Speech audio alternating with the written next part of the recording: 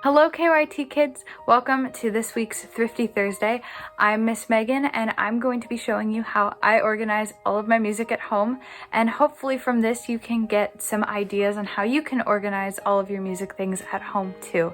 I've been spending a lot of time during quarantine working on organizing this shelf of things, and I'm very excited to show it to you.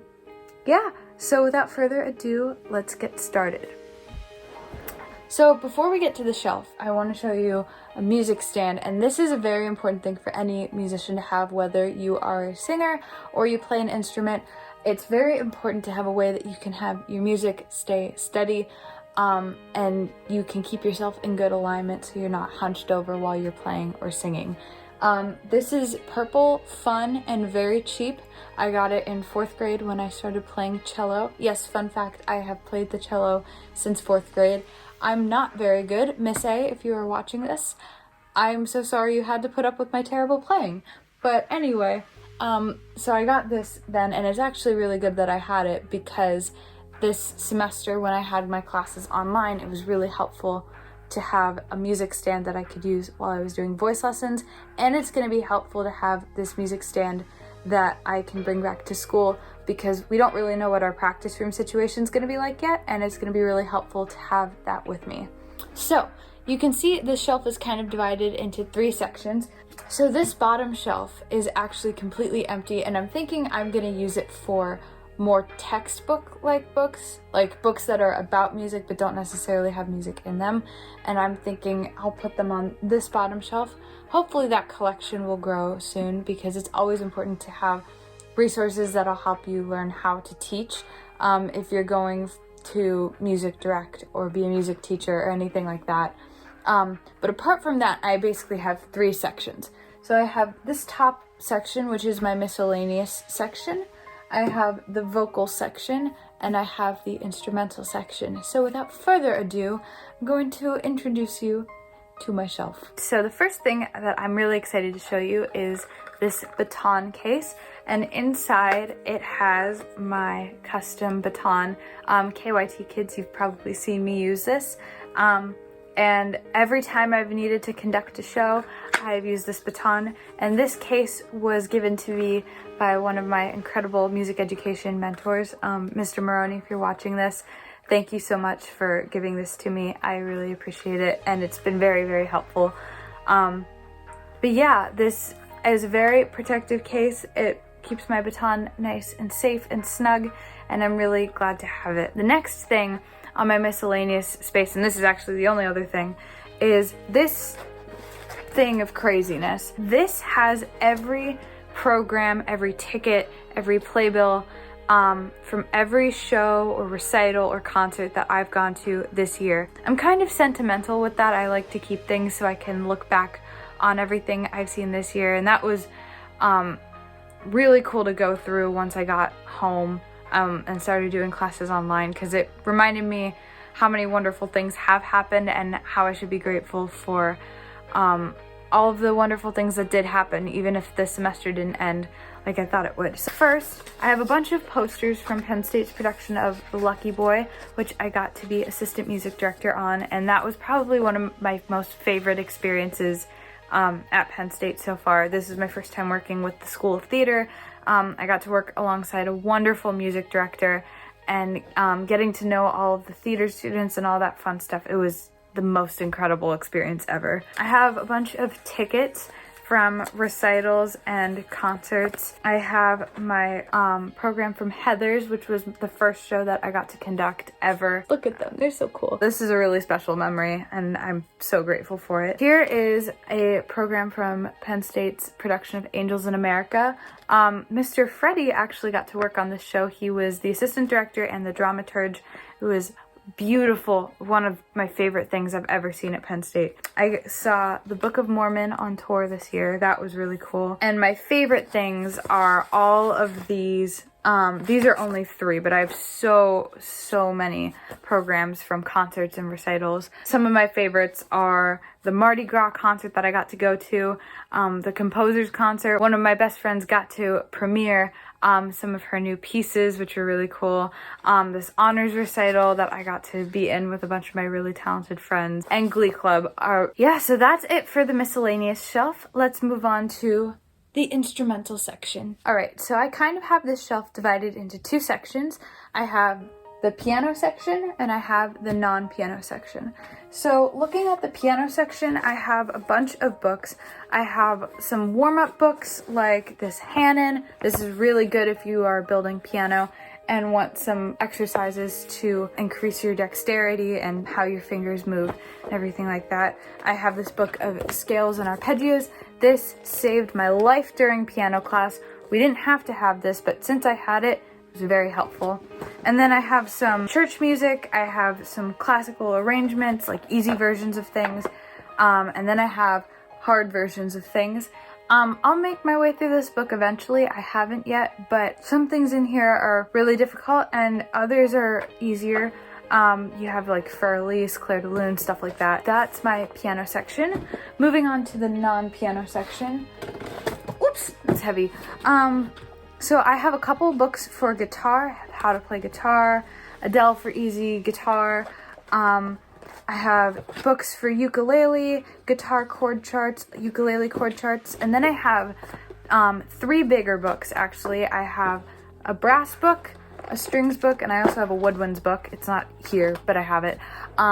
Because as a music ed major, I have to learn how to teach every single instrument. So I have these big books that show me how I can not only play the instruments, but teach them to other people.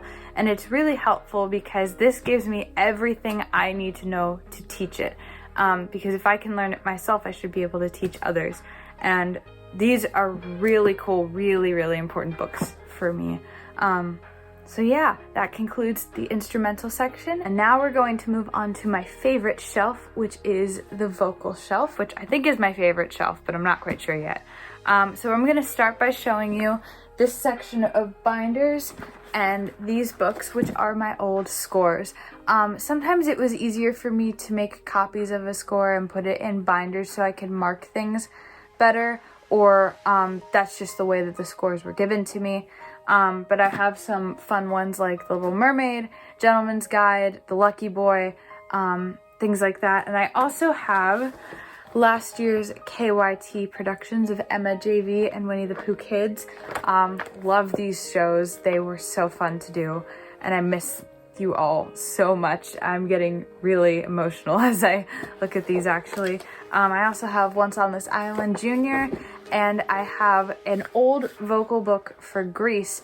I don't know if you guys knew this, but I was actually supposed to vocal and music direct Grease this summer with Alan Berry, and Dustin gave this to me so I could get a sense of what the show was like before the materials came in. Dustin, I promise I will give this back to you at some point, but yeah, this is really cool. This was super cool to look at. It's written in like an older way. It's like handwritten. It's not printed like most of our modern scores. So that's really cool to see. Moving on to some of my other old scores. I have my Broadway Junior collection. These aren't all the Broadway Junior shows I've done, but these are 4 of what I think are some of the best junior shows. We have Seussical, we have The Little Mermaid, Shrek, and Alice in Wonderland, and these are all old scores and scripts that I did as a kid. And I think it's super important if you've ever been in a Broadway Junior show and you got to keep your scripts. It's so important for you to keep them because you never know if you'll need to use them again or if you want to look back at old times. So yeah, this is really cool, and this is a really cool section, and I might be able to use these to look back when I'm deciding what show I'm gonna pick for middle schoolers if I end up teaching for them. So yeah, this is a really cool section. One of my favorite things on this shelf is my collection of old choir music, and I have it in this little plastic thing.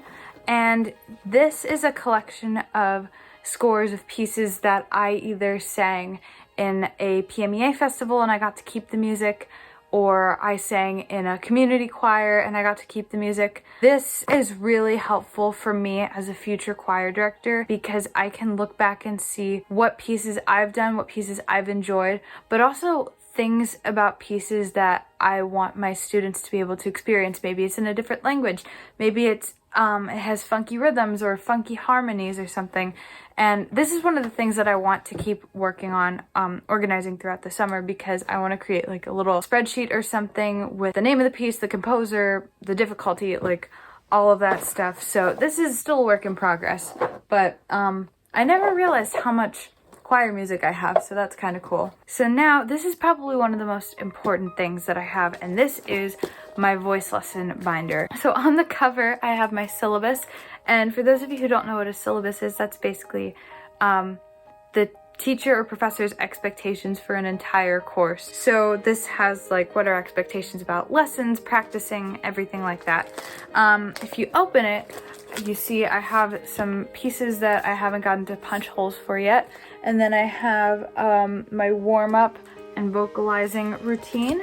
And then I've divided my binder into two sections. I have the classical section and I have the musical theater section. And this is still a work in progress as well, because I just went through everything and I'm reorganizing it. But I have these little tabs here that help separate all of my pieces. If you guys would like to see an in-depth video about how to organize an audition book or a voice lesson book or anything like that, leave a comment below, and if that's something you're interested in, we can definitely do that for you guys.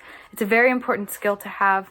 Everybody does it differently, but it's good to have some guidance of how you do that. One thing I will say that I'm very proud of is I have gotten it so pretty much every single song is copied on two sides of the page, because that makes it easier for the pianist when they are playing it. So it's on two sides.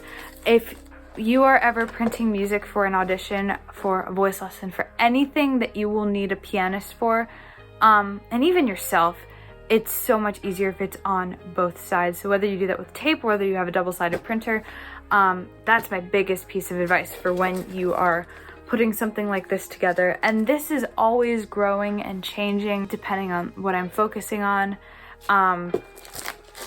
Yeah, so that is my voice lesson book. So the last section of things that I have in my shelf is my section of anthologies. And anthologies are basically collections of songs that are organized for you. There's some sort of theme that brings them all together, whether it's a certain composer or a certain voice type, a certain show. For example, I have the Dear Evan Hansen vocal selections. I have the score of Handel's Messiah. I have a book of soprano musical theater songs. I have a book of women composers, Spanish songs, mezzo-soprano arias, things like that. And it's basically a way for my music to be organized for me, and that's really, really cool. So hopefully I'll get more anthologies as I keep studying and keep singing new things. So that has been my music shelf. Very glad that you guys got to see kind of what goes on in my brain as I'm organizing all of these things. Hopefully you got some ideas on how you can stay organized. And as I said before, if you're interested in seeing a video about how to organize a book for auditions, for voice lessons, for whatever, leave a comment below and we'll be happy to put that together for you. Thank you so much for joining us today. Be sure to come back right here tomorrow for Fun Friday. Very excited for that. So I hope you guys have a wonderful day. I miss you so much, and do something positive for yourself. Do something that makes you smile, whether it's listening to a certain song or reading a book, going outside for a walk, scrolling on TikTok for a bit. Do something that makes you happy today, because you really deserve it, and we appreciate you so much for supporting us, and we want to make you smile too. So I hope you guys all have a wonderful day, and we'll see you right back here tomorrow. Bye everyone.